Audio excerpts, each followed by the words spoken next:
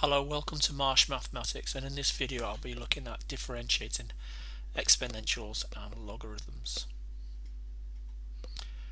Right, I've got three examples here, and over on the right hand side in green is what you need to remember.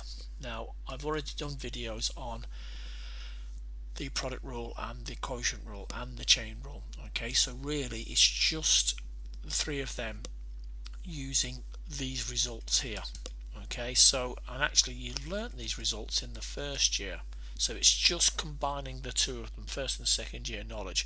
So we've got the product in the first example here, we've got the product rule that we need to use. Okay, so first of all, a good idea is to lay out your working for u and v. Okay, choosing u for x and v for e to the 2x. So we find du by dx and we find dv by dx. Just remember here we're using the chain rule, this result over here. Okay, that should be ax there, by the way. Now when we substitute it into the product rule, the useful thing sometimes is to actually factorize it like this. We've substituted it and simplified it, because at the end of these questions I'll show you a couple of applications of differentiating, finding turning points. In the second example, you should be able to see that this is a quotient. You need to use the quotient rule. It's a quotient. A quotient just means a fraction, really. Now, you are given the quotient rule in the formula booklet, but you are not given the product rule, so you need to remember that one, or the chain rule. You need to remember that as well. And so we do exactly the same. We decide which is the u is the top, on the bottom is v, and we find du by dx, dv by dx. Now remember, when we differentiate this term here, it's chain rule again. Okay, this is why we get 6e to the 3x. Now we have to substitute in, but just remember, when we substitute for the bottom, for the denominator, don't try to expand that. We normally leave this as it is, but it's the top that we expand and simplify as much as possible. Okay, because sometimes it's very useful when we're trying to find turning points. Okay, so that doesn't simplify any more than that, so that's okay. Now the last example, number 3, it's the chain rule.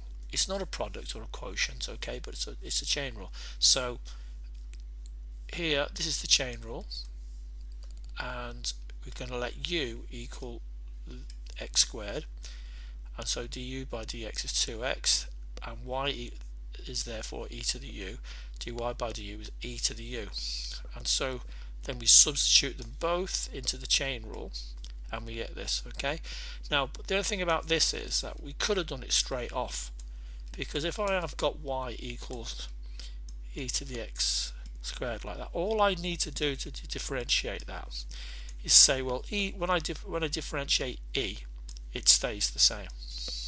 It doesn't matter what this is, but because it's not x, I must multiply it by the derivative of whatever this is, which is 2x. So really, that is doing the chain rule very quickly, and it's very useful to be able to do that rather than go through all this working. Okay, and there's another thing as well. In the first example here, I've factorized it, and the sort of thing they would ask you in this question, rather than just say differentiate it, in an exam question they might say something like, find the exact coordinates of the turning point for this curve. Okay, and so you would differentiate it, and then you say, oh, the turning point dy by dx, if you look at the writing in green, dy by dx is equal to 0, so that means that this must be 0, because e to the x or e to the 2x is not ever equal to 0. Remember, e is this graph. It doesn't ever equal 0. Okay, and so that must mean that 2x plus 1 is equal to 0, and therefore x equals minus a half. So we substitute back into the original equation up here. Okay, and we get the exact coordinate. Exact coordinates just mean in terms of e or pi, so we don't use decimals. Okay, So that's just the sort of thing they could ask you. They're not going to ask you a straightforward question like this in an exam question. They're going to ask you something like find the turning point. Now they've not asked us to find out if it's a max or minimum, but if you wanted to, we could do, okay? But look at how the sign changes either side of this point. Okay, now the other part of this video is about the log differentiating log x, the natural log, okay? Log to the base e, and we need to know this, remember this result. So again, it's the product rule, the quotient rule, and the chain rule. Okay, so we're going through exactly the same process again. Okay, and so I'm just going to talk through it quickly, really, because you should be familiar with this if you've done the product rule and the quotient rule. Okay, you work out all this part, then you substitute it in, and then what you try to do, as much as you can, is to simplify it. And that's what all this is here. It's just simplifying, because once you've done this part, you substitute in, and you must try to simplify as much. If you just get to this point, you know, they normally want you to, they'll say show that the derivative is this, or they might ask you to find a turning point or something. So you have got to try and simplify, okay?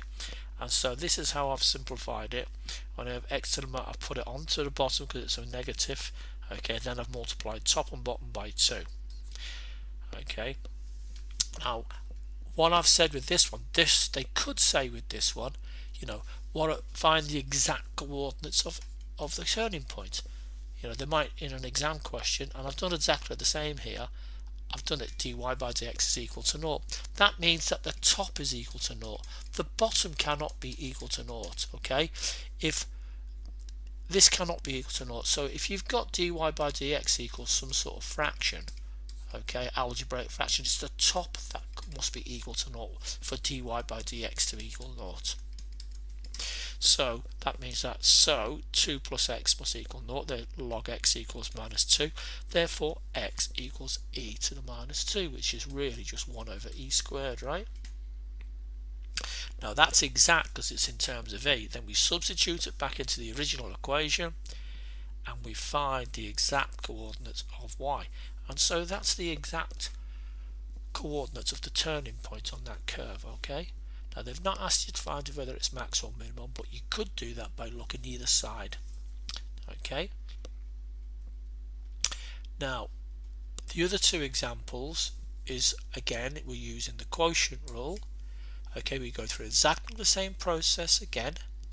Okay, and we substitute in using the quotient rule, and as I said before, don't try to simplify the bottom, leave that as it is. It's the top that you need to simplify, and if you see that, you will find that it simplifies to this. Okay, now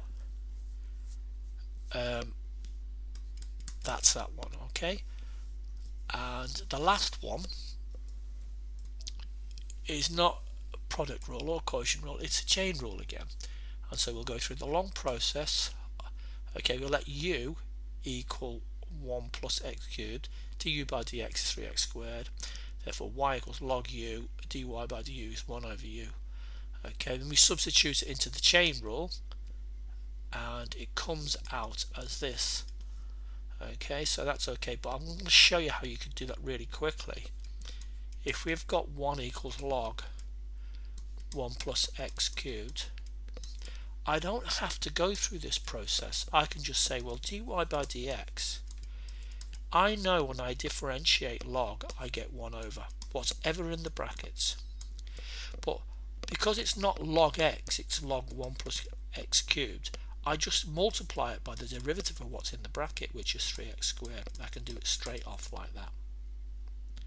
And they could say to you, find the coordinates of the turning point.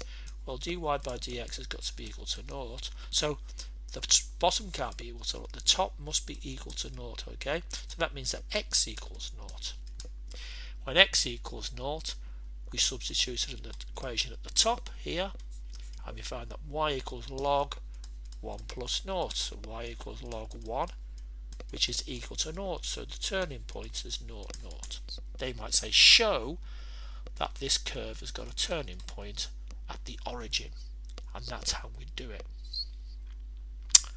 Okay, I'll do another video on logs and exponentials with more exam-like type questions, okay, and some further results on it.